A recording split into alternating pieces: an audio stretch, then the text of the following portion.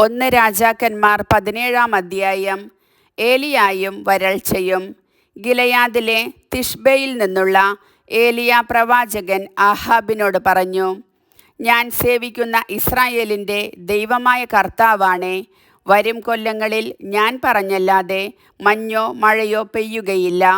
കർത്താവ് ഏലിയായോട് അരുളി ചെയ്തു, നീ പുറപ്പെട്ട് ജോർദാന് കിഴക്കുള്ള കെറീത്ത് അരുവിക്ക് സമീപം ഒളിച്ചു താമസിക്കുക. നിനക്ക് അരുവിയിൽ നിന്ന് വെള്ളം കുടിക്കാം. ഭക്ഷണം തരുന്നതിന് കാക്കകളോട് ഞാൻ കൽപ്പിച്ചിട്ടുണ്ട്. അവൻ കർത്താവിൻ്റെ കൽപ്പനയനുസരിച്ച് ജോർദാനു കിഴക്കുള്ള കെറീത്ത് നീർച്ചാലിനരികെ ചെന്ന് താമസിച്ചു. കാക്കകൾ കാലത്തും വൈകിട്ടും അവന് അപ്പവും മാംസവും കൊണ്ടുവന്നു കൊടുത്തു. അരുവിയിൽ നിന്ന് അവൻ വെള്ളം കുടിച്ചു. മഴ പെയ്യായ്കയാൽ കുറേ നാളുകൾ കഴിഞ്ഞപ്പോൾ അരുവി വറ്റി. ഏലിയ സറേഫാത്തിൽ. കർത്താവ് ഏലിയായോട് അരുളി ചെയ്തു, നീ സീദോനിലെ സറേഫാത്തിൽ പോയി വസിക്കുക.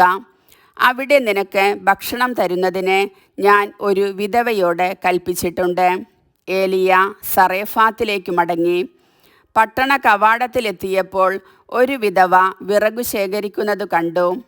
അവൻ അടുത്തു ചെന്ന് കുടിക്കാൻ ഒരു പാത്രം വെള്ളം തരുക എന്ന് പറഞ്ഞു. അവൾ വെള്ളം കൊണ്ടുവരാൻ പോകുമ്പോൾ അവൻ അവളോട് പറഞ്ഞു, കുറച്ച് അപ്പവും കൊണ്ടുവരുക. അവൾ പറഞ്ഞു, നിന്റെ ദൈവമായ കർത്താവാണേ, എൻ്റെ കയ്യിൽ അപ്പമില്ല.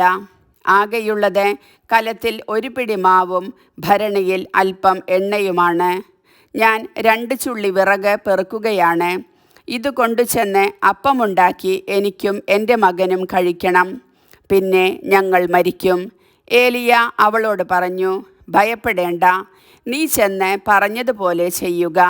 എന്നാൽ ആദ്യം അതിൽ നിന്ന് ചെറിയ ഒരപ്പമുണ്ടാക്കി എനിക്ക് കൊണ്ടുവരണം. പിന്നെ നിനക്കും മകനു വേണ്ടി ഉണ്ടാക്കിക്കൊള്ളുക. എന്തെന്നാൽ താൻ മരുഭൂമിയിൽ മഴ പെയ്യിക്കുന്നത് വരെ കലത്തിലെ മാവ് തീർന്നു പോവുകയില്ല, ഭരണിയിലെ എണ്ണ വറ്റുകയുമില്ല എന്ന് ഇസ്രായേലിൻ്റെ ദൈവമായ കർത്താവ് അരുളി ചെയ്യുന്നു. അവൾ ഏലിയ പറഞ്ഞതുപോലെ ചെയ്തു. അങ്ങനെ അവളും കുടുംബവും അവനും അനേക ദിവസം ഭക്ഷണം കഴിച്ചു. ഏലിയ വഴി കർത്താവ് അരുളി ചെയ്തതുപോലെ കലത്തിലെ മാവ് തീർന്നു പോയില്ല, ഭരണിയിലെ എണ്ണ വറ്റിയുമില്ല. ആ ഗൃഹനായികയുടെ മകൻ ഒരു ദിവസം രോഗബാധിതനായി. രോഗം മൂർച്ഛിച്ച് ശ്വാസം നിലച്ചു. അവൾ ഏലിയായോട് പറഞ്ഞു, ദൈവപുരുഷ, എന്തുകൊണ്ടാണ് അങ്ങ് എന്നോട് ഇങ്ങനെ ചെയ്തത്? എൻ്റെ പാപങ്ങൾ അനുസ്മരിപ്പിക്കാനും എൻ്റെ മകനെ കൊല്ലാനുമാണോ അങ്ങിവിടെ വന്നത്? ഏലിയ പ്രതിവചിച്ചു, നിന്റെ മകനെ ഇങ്ങു തരുക. അവനെ അവളുടെ മടിയിൽ നിന്നെടുത്ത് ഏലിയ താൻ പാർക്കുന്ന മുകളിലത്തെ മുറിയിൽ കൊണ്ടുപോയി കട്ടിലിൽ കിടത്തി. അനന്തരം അവൻ ഉച്ചത്തിൽ പ്രാർത്ഥിച്ചു, എൻ്റെ ദൈവമായ കർത്താവേ, എനിക്ക് ഇടം തന്നവളാണ് ഈ വിധവ. അവളുടെ മകൻ്റെ ജീവൻ എടുത്തുകൊണ്ട് അവിടുന്ന് അവളെ പീഡിപ്പിക്കുകയാണോ?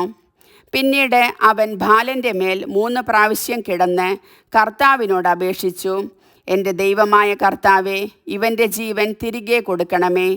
കർത്താവ് ഏലിയായുടെ അപേക്ഷ കേട്ടു. കുട്ടിക്ക് പ്രാണൻ വീണ്ടു കിട്ടി. അവൻ ജീവിച്ചു. ഏലിയ ബാലനെ മുകളിലത്തെ മുറിയിൽ നിന്ന് താഴെ കൊണ്ടുവന്ന് അമ്മയെ ഏൽപ്പിച്ചുകൊണ്ട്, ഇതാ നിന്റെ മകൻ ജീവിച്ചിരിക്കുന്നു എന്ന് പറഞ്ഞു. അവൾ ഏലിയായോട് പറഞ്ഞു, അങ്ങ് ദൈവപുരുഷനാണെന്നും അങ്ങയുടെ വാക്ക് സത്യമായും കർത്താവിൻ്റെ വചനമാണെന്നും ഇപ്പോൾ എനിക്ക് ഉറപ്പായി. കർത്താവിൻ്റെ വചനം.